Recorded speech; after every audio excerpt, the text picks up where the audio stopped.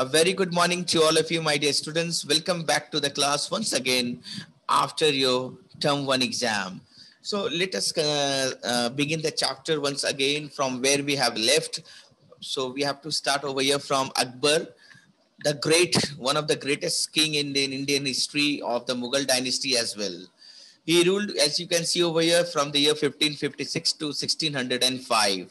So around, you can say almost 50 years, 50, almost 50 years he ruled in India. And that is really a long time. And 50 years is not a small matter.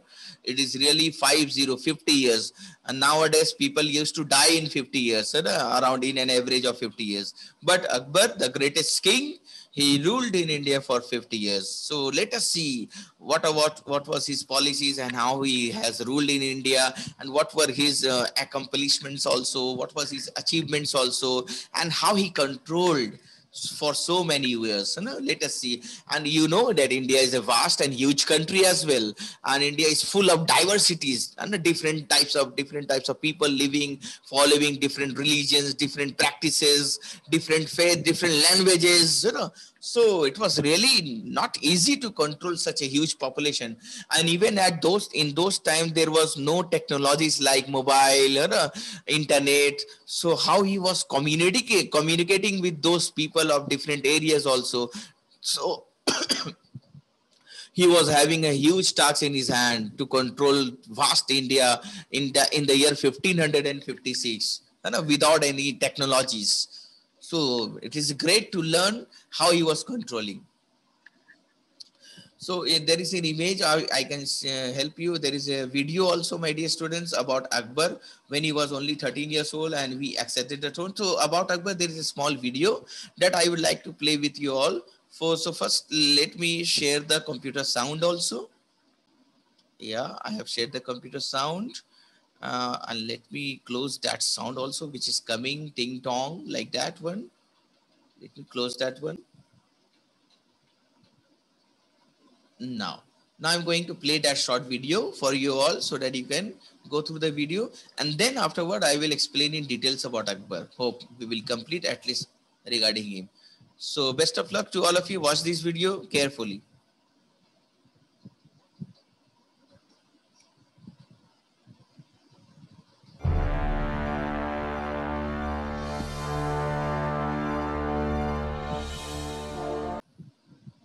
Entire childhood learning how to fight and hunt. He had no interest in learning how to read and write. However, Akbar was the only Mughal emperor who was illiterate and still had a penchant for knowledge. Akbar was made king at the age of 13 after the death of his father. Akbar was with Bairam Khan at the time of his father's passing, and Bairam was made regent as Akbar was too young. On many occasions, Bairam led campaigns on Akbar's behalf to expand the kingdom. Hemu, the Hindu minister of an Afghan prince, Adil Shah, was waiting for a chance to defeat Akbar.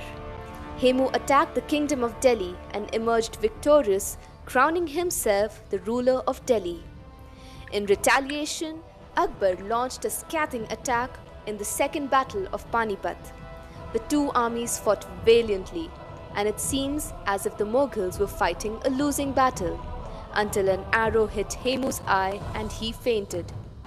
Hemu's men thought that he was dead and put down their weapons, accepting defeat. Akbar became king again. He won many more battles and added more regions to his kingdom, stretching from the Indo-Ganges basin to Kashmir and Afghanistan all the way down to Bengal in the east and part of Deccan in the south. Although Akbar was a young king, he was shrewd and organized. He got rid of all his ministers whom he felt were over-ambitious and were looking to covet his position. He removed restrictions on religions and allowed his people to practice the religion of their choice without having to fear for their life. In spite of being illiterate, Akbar was surrounded by scholars such as Birbal, Abul Fazl and Tansen, who were all part of the 9 gems or Navratnas. Akbar also took keen interest in religion, music, painters, poets, and philosophy. He had a huge collection of books and manuscripts and was also owner of a number of artworks from across the region. His biggest accomplishment, however, lied in architecture. He built great structures like the Jama Masjid that stands tall even today. He even built a palace for his wife close to the Hawa Mahal. Akbar fathered three children, Jahangir, Murad, and Danial. Jahangir was the only surviving son, as the other two died very young. Jahangir and Akbar did not share a very good relationship and were at constant loggerheads with each other. In 1605, Akbar fell very ill and died a slow death. He had managed to bring parts of East, West, North, and as well as South India under his rule in his tenure.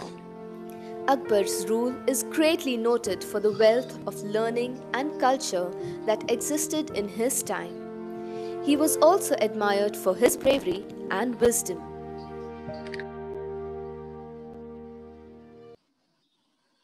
So I hope that you all like this video, my dear students. A lot of information we have got from that beautiful and really excellent video made by Mayomi. So it was really excellent. And now let us go through in detail about Akbar. What I am going to tell you about him, that Akbar was only 13 years old when he just took the throne.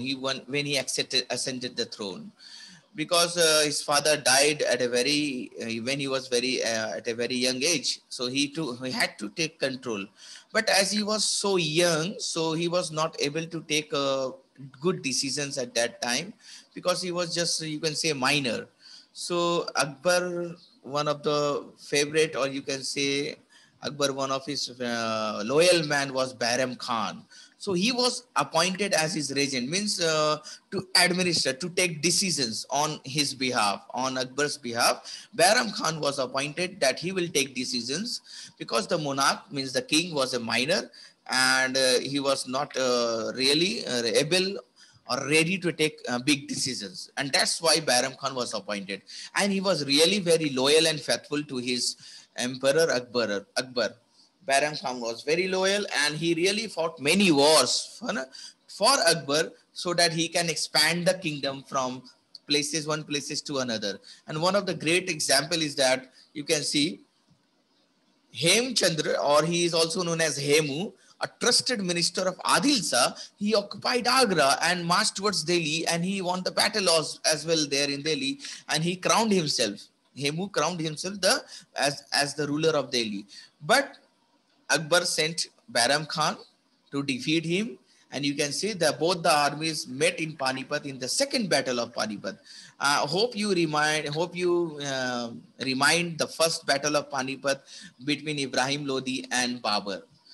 This is the second battle of Panipat between Bairam Khan, or you can say between Akbar and Hemu, and it took place on November 5, 1556.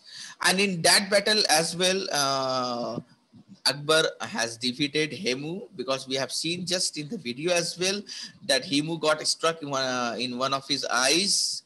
One of the arrows struck there, and he fainted, behosh ho gaye the, and that's why his soldiers thought that he has been fainted. So they have just accepted their defeat. And in the meanwhile, you can say like that, Bairam Khan won that battle, second battle of Panipat, and he established once again the rule of Mughal dynasty, Mughal emperor Akbar in that Delhi as well. So in the second battle of Panipat, Bairam Khan defeated Hemu, and Hemu was brought as a captive, means he was captured, or he was, you can say, like kidnapped. He was brought there, and even he was executed. You can see executed means he was killed. He was given the death sentence by Akbar. So Hemu was brought there, and he was just killed, or you can say he was just executed. So in the first battle, as I told you, in the first battle, Babur and Ibrahim Lodi, they fought together in the battle against each other, and Babur was the winner in the first battle of Panipat, which took place in the year 1526. Now you can say Akbar regained Delhi and Agra both at the same time. Delhi as well as Agra was at the hand of the Akbar. You can see there is an image over here, my dear students. Akbar riding a horse. You can see, when he was riding a horse, there is an image over there that I have showed, that I have collected from somewhere to for you. Bairam Khan, as his regent, he was taking decisions on Akbar's behalf, and he helped Akbar to conquer, to capture, you can say, Punjab, Jaunpur, Ajmer, as well as Gwalior. These are the places which were captured by Bairam Khan for Akbar, because he was taking decisions, he was fighting battles after battle for Akbar. And you can see over here,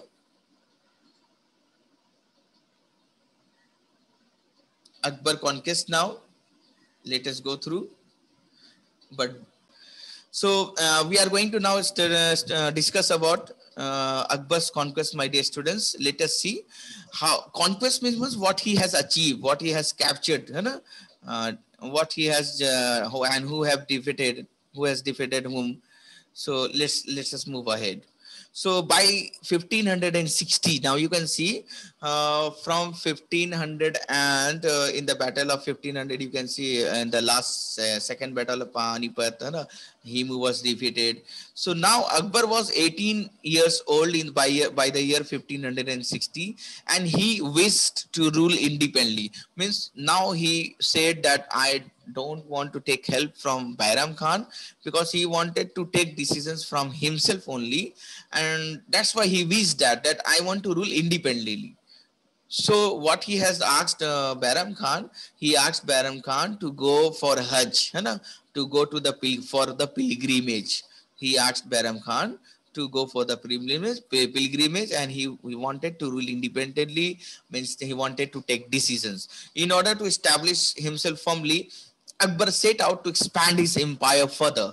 So now Akbar was also having a lot of plannings in his mind, because he has seen his regent, his guardian Bairam Khan, how he was ruling and how he was helping Akbar and how he was expanding the empire. So Akbar also started from there only. He also started to expand his empire further. He adopted two methods. Now, what he adopted? Two methods to expand his empire. Number one, direct conquest means directly attacking or fighting in the battlefield and capturing that particular area. That is the one of the method. And the another method is that marriage alliances.